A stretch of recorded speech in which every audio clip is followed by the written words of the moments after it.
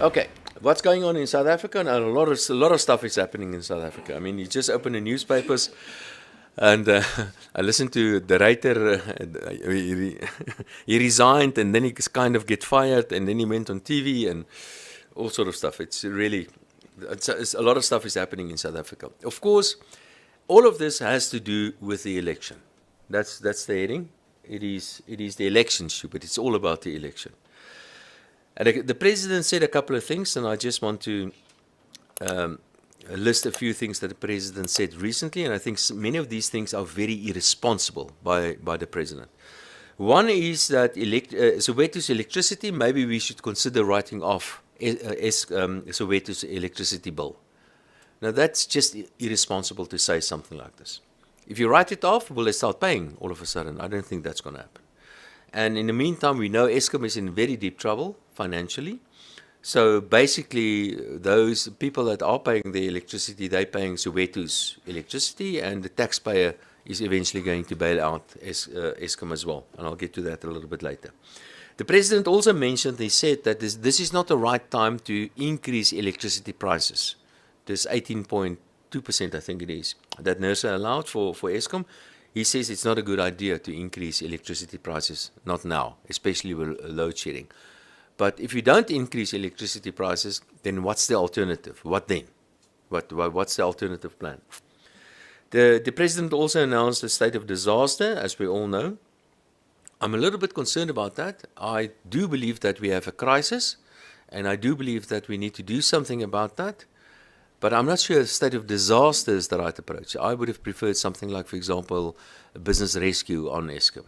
And I'm going to talk a bit about Eskom a little bit later. The president also, he said, I would have preferred the president to announce his new cabinet before the State of the Nation. He did not. So I don't know if I can believe everything is said in the State of the Nation, because very importantly, I want to know who's the team behind him. And he hasn't announced the team yet. So I'm waiting for the team. Who's the team going to be? I don't know. And that's interesting, because now we're going to get a minister of electricity, which is something quite interesting, because now we have Minister of State on Enterprises responsible for Eskom, which is Pravin Gordhan, which has been a disaster as Minister of Finance and the Minister of State on Enterprises. We've got Gweri Mantashe, he's the Minister of Energy and Mineral Affairs. He's also responsible for Eskom. The Deputy President is also responsible for Eskom, like our previous Deputy President, Cyril Ramaphosa. He was also personally responsible for Eskom. And we have a committee responsible for Eskom, and now we've got the Minister of Electricity responsible for Eskom. So who's responsible for Eskom? I don't understand. I don't know. So everybody is responsible for electricity. That means nobody's going to be responsible for electricity in the end. I think what is happening is that the reason why we have ministers like Pravin Gordhan and especially Gweri Mantashe in cabinet is not because of competence, or not because they are good ministers. It's simply because of political reasons. That's why Cyril Ramaphosa decided to appoint them as ministers. But you need people that can do the job actually as well. And then you need to appoint people like, for example, a Minister of Electricity, and you get this Minister of Electricity to report directly to the presidency. So we've got two cabinets in a way, a double cabinet in a way. You've got the political cabinet, and you've got the cabinet that's supposed to be doing the job, I think. Let's see who's going to be the Minister of Electricity. Too many cooks, there are far too many cooks in this generation room. And a very interesting thing is the announcement by the minister, and I'll get to that a little bit later, is that private sector participation will be a prerequisite now if Eskom wants to get this relief on its debt. That's very interesting. I think what is happening here, Eskom is being privatized. Eskom is being privatized. Not because of a policy change, but because of the reality that there's a clash between ideology and reality. That is what's happening here. And the reality always wins, of course.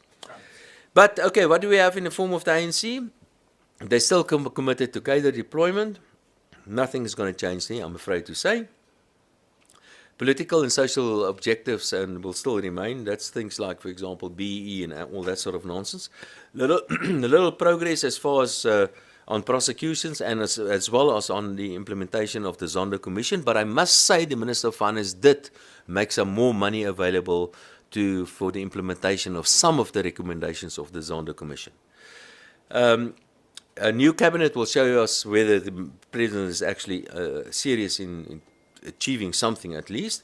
And so it will be business as usual, I think, until the next election. That means infrastructure will continue to collapse, crime, corruption, and everything that goes with that. So don't expect significant changes in government over the next couple of months. That means, of course, that the people are getting restless, and we have much to be very concerned about. I think we are entering a new era, a new political era in South Africa. We are probably entering an era of coalition government in South Africa. The question is that we are getting accustomed to the state of disasters. So if people go into the streets and start trashing things, will the president announce a state of disaster and declare the election invalid? I'm just asking. Will they accept the results if the ANC loses the election? I'm just asking. They've stolen a lot of stuff. Can they steal an election as well? I'm just wondering. So chances are that the ANC is going to get less than 50%. I think that is a reality now. The coalition possibilities are the following.